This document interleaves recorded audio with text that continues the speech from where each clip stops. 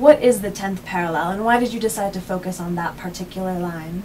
The 10th parallel is the line of latitude 700 miles north of the equator. I always think lat is flat. I think I learned that in 3rd grade. So if you think, so here we go, here's the equator. 700 miles north of it, the line of latitude, the 10th parallel. This space, the 700-mile band in between the two, from West Africa through Southeast Asia, is a significant meeting point for the world's Christians and Muslims.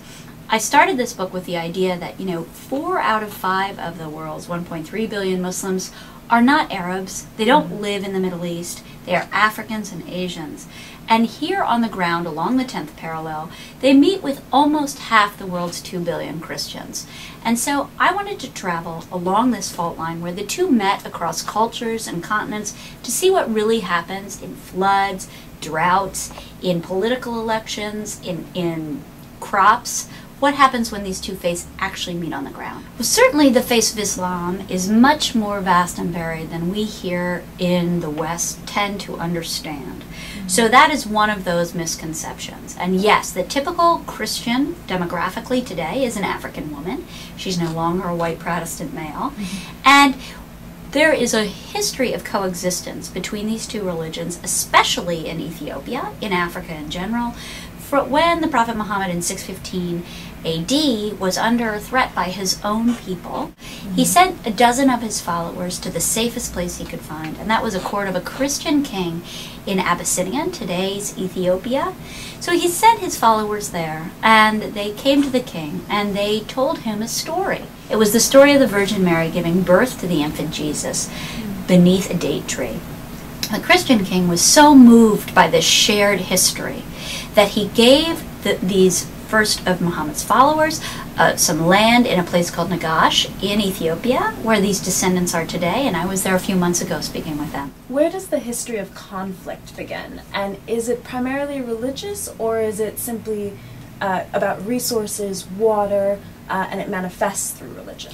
So in every conflict that I found that was religious in nature, there was always a secular trigger. Whether that trigger was land, oil, water, or even crops of chocolate, because in Indonesia, Christians and Muslims have come to blows over cacao, over the principal ingredient of chocolate. When the world's chocolate prices spiked, so too did violence between Christians and Muslims. Does that mean that religion has no role in these conflicts? No, it doesn't. Certainly according to those who are living them.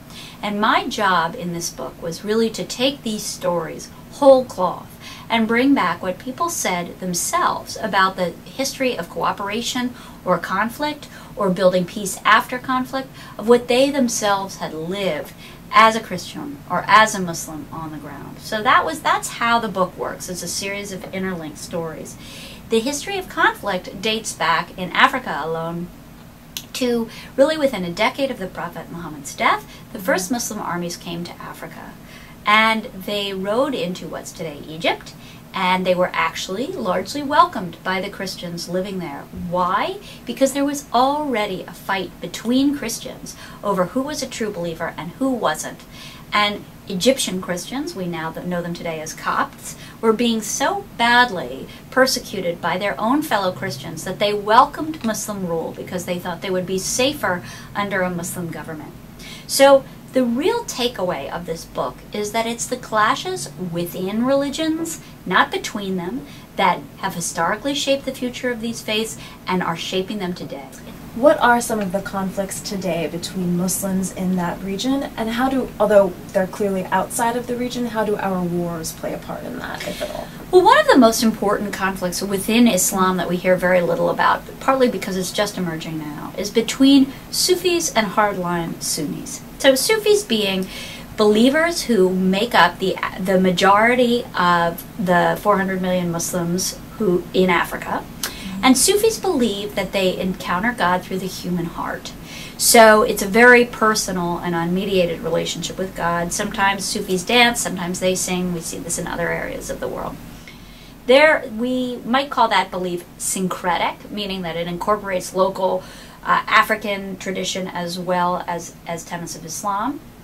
Hardline Sunnis would call that not true Islam. So what's happened in Somalia, here's a way in which our wars play directly into that.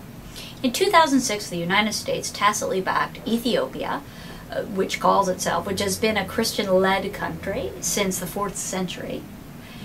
Ethiopia invaded neighboring Somalia and overthrew a nascent Islamic government there. Now, they did so because they were terrified of having a Muslim government next door. It was in the U.S. interest to back this invasion because there were 3 known members of al-Qaeda there in Somalia, right? This is not like no one was there. They actually were there and finding safe haven. But as Somalis said to me, these are Sufis primarily, to catch 3 guys, you Americans displaced 3 million Somalis. How are we to understand that the West is not at war with Islam? Because that sure looks like war to us. When the West is perceived to be at war against Islam, it is the duty of moderate Sufis to defend their faith. So even though at a distance that war doesn't look to us anything about religion, as it plays out on the ground, even for moderate believers, they must defend their faith. That is how their understanding works. So it's that kind of militarized approach to a situation, although we certainly can see, there's actually al-Qaeda there. It's not like we made this up, right? But we did create the very enemy we were seeking to destroy, and we did polarize a community by our military response.